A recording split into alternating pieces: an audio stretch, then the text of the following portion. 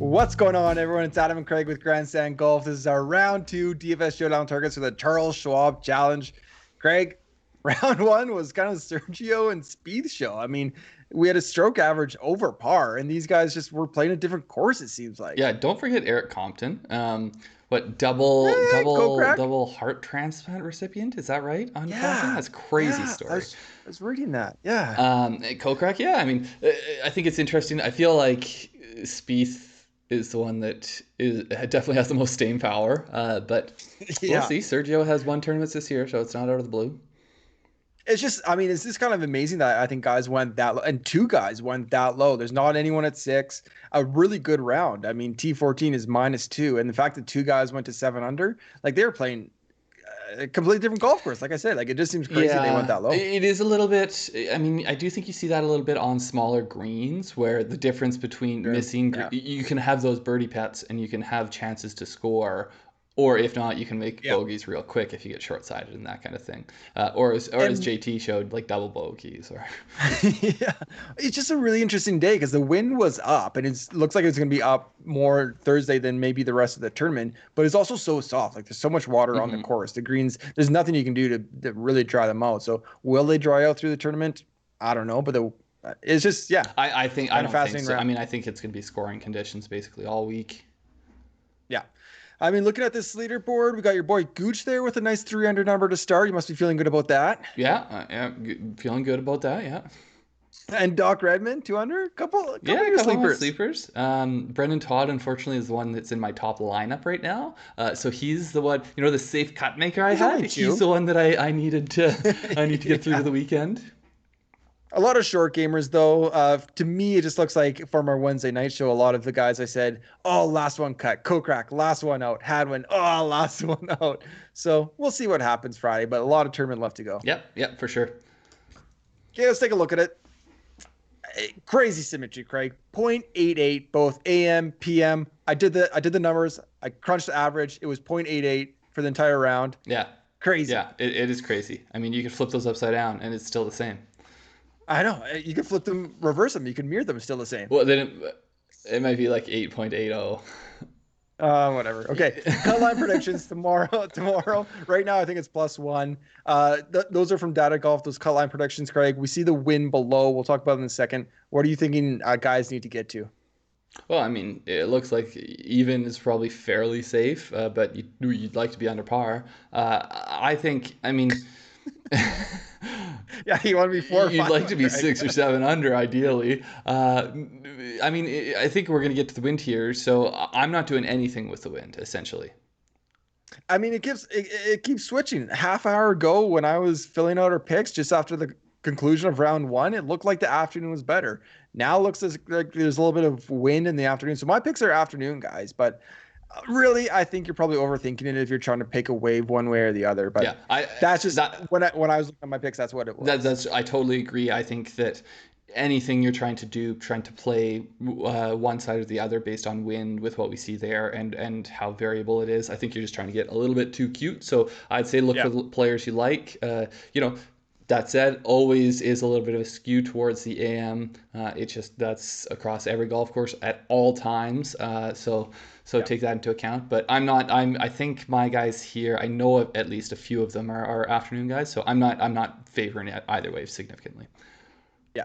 So I think the wind's going to be down tomorrow. I think it's still going to be soft. I'm going to say it's going to be a bloodbath of kind of DFS 6 of 6s. It goes to even, and a lot of guys kind of get left out at +1. That's my guess. I'd love to see a bloodbath. As long as I am in. You just want to see the world burn. Mm-hmm. Okay, 3 picks each. Greg, should we jump into it? Showdown plays? Yeah, let's do it. Okay, my first one here, I got Will Zalatoris, 9,800 on DraftKings. Your boy. He won 69 in round 1. He's 1 under, 4 birdies, 3 bogeys. He is out in the afternoon. Complete bizarro round from Will Zalatoris. And you look at his strokes gained numbers here, like absolutely absurd that he put a round like this. He's never had a round like this as a pro. Positive 2.3 putting. That's great. Positive around the green. His scrambling was really good. That's great as well. Positive off the tee. Yeah, that's kind of normal. We like to see that. Minus 3.46 on approach. 119th in the field. I think we're only at 120 guys now that Brandon Grace withdrew. Like, there's not many else worse than him. Like he was very, very bad. So basically, yeah, this is Bizarro Willie. It's his worst strokes gained approach round on the PGA. He has gained strokes gained approach in 12 of the last 13. I think if he finds a few more fairways, he can have a normal approach into the greens.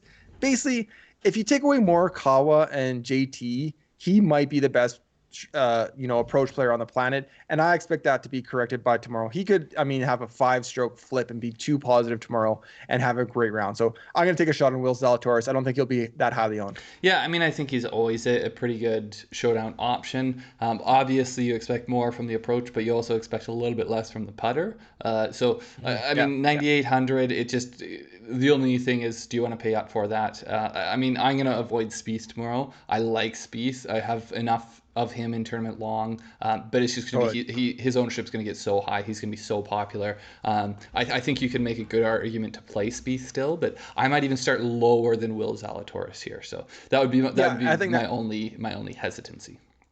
I think that's fair. If I'm building one lineup, no Spieth, no Sergio, maybe Kokrak, but I think those two guys at the top will get a ton of ownership. Yeah. My first one here, I think, you could start, maybe you don't need to start this low, but I think you could make good arguments that this could be a good second man in if you want to start in the 9Ks. Daniel Berger, 9,100, 68 -2, 3 birdies, 1 bogey. Pretty, good, clean stat profile for the day. He gained over a stroke each with his approach and off the tee. He gained with his short game, but not significantly. You compare that to some of the guys you see at the top of the leaderboard, and they've gained 2 or 3 strokes at least with their putting. And so Berger, Eric Compton, I think, was 5. Yeah. Spieth had a pretty good one too. I think he was 3.5 or something, but with his putter. Is that right? But yeah, Daniel Berger, I think we're kind of underestimating how much of a outlier, because at least when I think of Daniel Berger, I kind of think as more like this slow and steady plodding type, where he's just kind of like gain a little bit each round. But these last few tournaments, at least, he's gained at least 4.4 strokes in a round in the last 3 tournaments. The last 2, he has a round in each of them over 6 strokes gained. So he actually has done a pretty decent job putting together these outlier rounds. Really, it's just been the consistency throughout the week that has kept his finish. Aside from the tie for third, but at the Byron Nelson, but kept his PGA Championship, I guess, from being a better finish. Right. But ultimately, we're getting him at 9th in pricing. He's -2. He had a good day. He's not the 9th best player in this field. He's better than that. He should be 4th, 5th, something like that. So I just think it's value for Daniel Berger at 9,100. He has, there's a steadiness to it, but then there's also this outlier potential you get. Yeah, if we were to look at his strokes gained total from the 3, 6, 12-month kind of things we do pre-tournament, I'd guess he's probably in the 3 to 7th kind of ranked range around there. So yeah, 9th in pricing does seem a little bit absurd. Yeah. And Jordan Spieth gained 4.2 strokes gained putting, I think. So pretty good day on the greens. Pretty good. Pretty good. All right, my second pick here, I'm going Cameron Tringale, 7,900. A guy I said I was not playing in our Wednesday show, but I'm going back there for Showdown. Or I'm going there in Showdown. He shot 67 today, 3 under, 3 birdies, clean scorecard, looked really good. His approach is very, very good, plus 2.55. That's 5th in the field. His putting is good. It's not outlandish good, but it's really good, 1.47. That's something that I like to see carry over. Not an absurd number, but a positive number, positive over 1 is really nice. Around the greens, fine. Lost a stroke off the tee, so 101st there. That's not good. He only hit 40 or 57% of his fairways. Tee 42, not great, but it's not where he should be, especially at 3 under. So he did a lot of other things in his round to make up for that. Basically, it seems like if you want to crack the Cameron Tringale code, you look at his off the tee and how he finishes for a tournament. So I think if he can bounce back and find more fairways, he can have a really good tournament. If he doesn't, he's probably going to fall back a little bit. So his last 3 tournaments, of kind of his last, 11 tournaments, 3 that were negative were 3 missed cuts. When he was positive off the tee, he had an average finish at the end of the tournament of 15.5, so about 15th placing. That's really, really high. That's really consistent finishing. So if he can find the fairways, I feel like he's just going to continue to climb the leaderboard. If he doesn't, it might be another story. So, but essentially what you're saying is if he doesn't gain over a stroke off the tee tomorrow, he's going to miss the cut. I mean, for this this trend to play out essentially, or he Well, no, because he can gain them through throughout the Saturday rest. and Sunday as well. True. Gotcha. But it should correct more to. I mean, he is a pretty accurate driver of the I ball agree. throughout this. Yeah. No, and I do think Cam Tringale at 7,900 in this field, I think that's just a pretty good value. I don't know. I don't honestly. I think I might just do a single entry tomorrow, so I don't know if I'm going to get to him. But that's just because when you do a single entry, there's only so many guys you can plug in. Yeah. About six. Yeah, 6 exactly, I think. Okay, my next one here, I'm looking at Brandt Snedeker, 7,500. He is probably the one I will put in that will have the most ownership of the guys I play. He was 66 -4, 6 birdies, 2 bogeys. So I don't think either of us brought him up. He was talked about on the DFS show on Wednesday, but I don't think either of us had him as a pick this week. But I think both of us really liked him coming into the week, and he showed us why. He actually, his ball striking was better than I expected. Essentially, I was on him because his putter's been so good, but his putter continued to be good. He gained a stroke and a half with his putter today, and then he gained over 3 strokes with his ball striking, which, I mean, I don't think that's sustainable, but it doesn't need to be, because he can actually have pretty good outlier, over 2 strokes gained putting rounds. So I don't expect him to continue to be in the top, maybe 10 in ball striking, but yeah. You look at what he's done coming into the weekend today. He's gained strokes in 9 straight rounds now. He's averaging almost 2. He's averaging 1.93 strokes in total over those 9 rounds. So he's just playing really good golf. I like to try to target guys like that, for Showdown, because essentially they're playing good, and then they potentially have that outlier, really good, on top of playing good. They have that really good putting round or something that just puts them over the top, and then. Positive strokes. So the other thing, aside from just his rounds, he's positive strokes gained in 4 straight tournaments, averaging 1.51 over those 4 tournaments. So it's something we've seen for, a couple months now. And I think Snedeker, he was more expensive than this for the tournament long play. I like him just as much in Showdown as I do tournament long. So 7,500. He's going to attract ownership. Sergio's down there, so maybe that lowers his ownership a touch. Yeah. But essentially, I'm gonna kind of take the ownership on this one and look for differentiation elsewhere. Yeah, it's got. I scattered in a couple lineups. The 7,900. I think if he was under 75, he'd probably be in our sleeper show from one of us. But he was 79. Pretty good price bump. But I mean, clearly it's worth it. Like, he's playing really well right now, and it looks like that trend is going to continue. So, yeah, I think it's fine play. Sorry, I've got a puppy scratching at the door. I'm not sure if you can hear that. Yeah, I was wondering what's going on over there. My third pick is Chris Kirk, 7,600 on DraftKings. He went 71 today, +1, 3 birdies, 2 bogeys, and a double. It looked like early he was quick to +4. He was dead last. It did not look like it was going to be a good day for Chris Kirk, but he kind of saved it with +3 on his back. I think it was the front.